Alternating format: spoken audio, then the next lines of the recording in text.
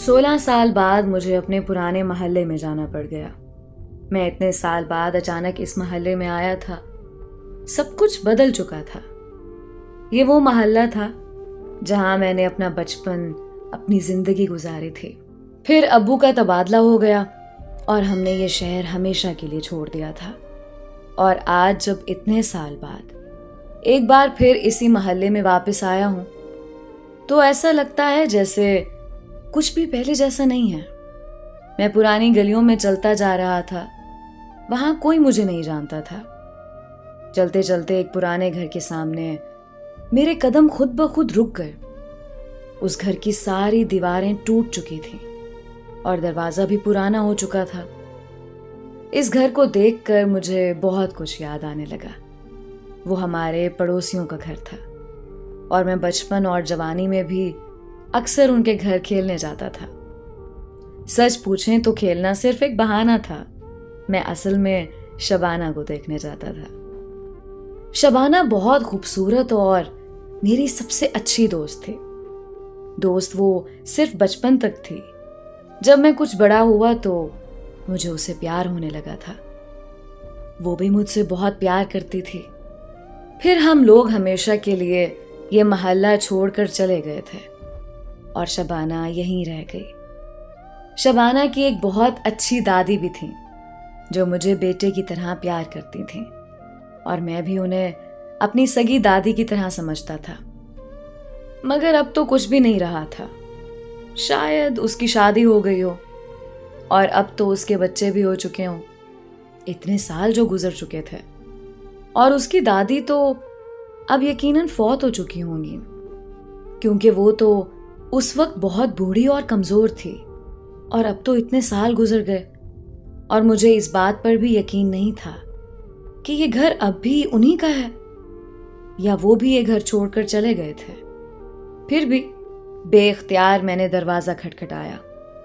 थोड़ी देर बाद दरवाजा खुला और जिसने दरवाजा खोला था उसे देखकर मेरी सांस गले में अटकने लगी।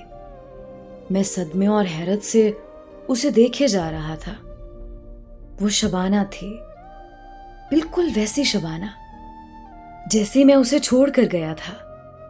वो बिल्कुल नहीं बदली, ना उसका चेहरा, ना उसका रंग, और ना ही उस पर वक्त गुजरने का कोई असर हुआ था। वो अभी भी वैसी ही खूबसूरत और जवान थी। मुझे देखकर उसने उदासी से कहा, तुम आ गए बासित। मैं इतने सालों से तुम्हारा इंतजार कर रही थी। तुम यूं बिना बताए चले गए थे। ऐसे भी कोई जाता है क्या?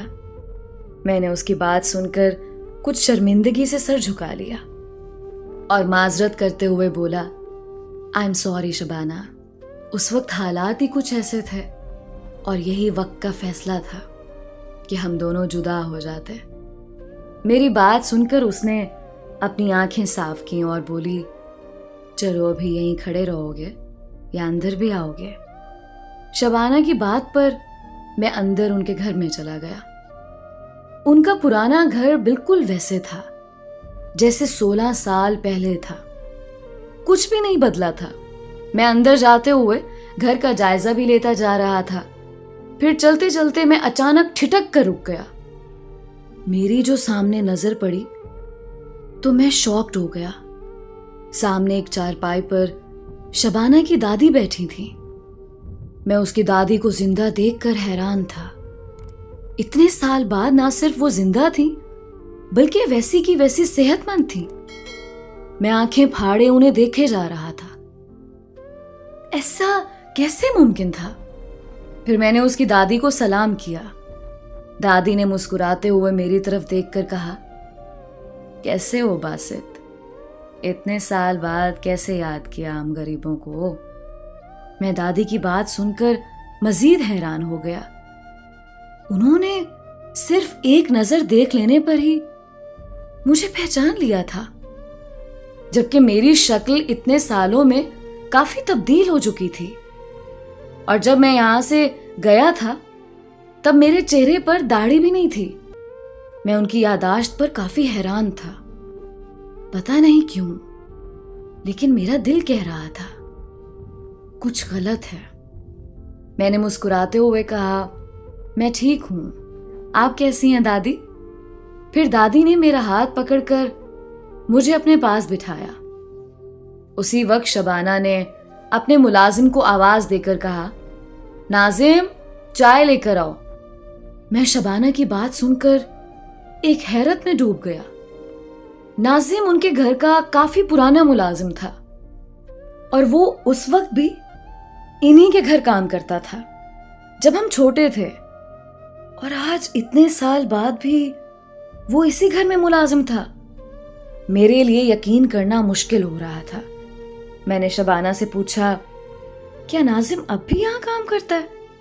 शबाना मुस्कुराते हुए बोली, हाँ, नाजिम अब भी हमारे घर में काम करता है। सब कुछ वही है जैसे तुम छोड़ कर गए थे, बस तुम ही बदल गए हो, शबाना ने शिकवा किया और मैं उसके शिकवे पर मजीद शर्मिंदा हो गया। फिर शबाना की दादी ने एक निहायत अजीबोगरीब बात कही, बेटा, तुमने हमारे घर में मौजूद कब्रें देख ली? मैं उनकी बात सुनकर बुरी तरह उलझ गया और मैंने हैरानगी से शबाना की तरफ देखकर पूछा, ये दादी किन कब्रों की बात कर रही हैं और घर में किसकी कब्रें हैं? शबाना ने मेरी बात का जवाब देने की बजाय अपनी दादी को टोकते हुए कहा, क्या दादी, आप भी हर मेहमान के सामने कब्रों का जिक्र लेकर बैठ जाती हैं? इस बेचारे को चाय तो पीने दो। दादी ने कुछ शर्मिंदगी से मेरी तरफ देखकर कहा, अच्छा बेटा, तुम चाय पी लो, फिर बात करेंगे। लेकिन मैं बुरी तरह उलझ चुका था। आखिर क्या था जो मेरी समझ में नहीं आ रहा था? मैं वहीं दादी के साथ बैठकर बातें करता रहा। दादी ने शिकवा करते हुए कहा, तुम इतने बड़े आदमी बन गए, दोबारा इस मोहल्ले में ही नहीं आए। हम तुम्हारा इंतजार करते रहे। मैंने दादी को समझाते हुए कहा, दादी, बस हालात ही कुछ ऐसे हो गए थे कि दोबारा नहीं आ सका। मेरा बहुत दिल करता था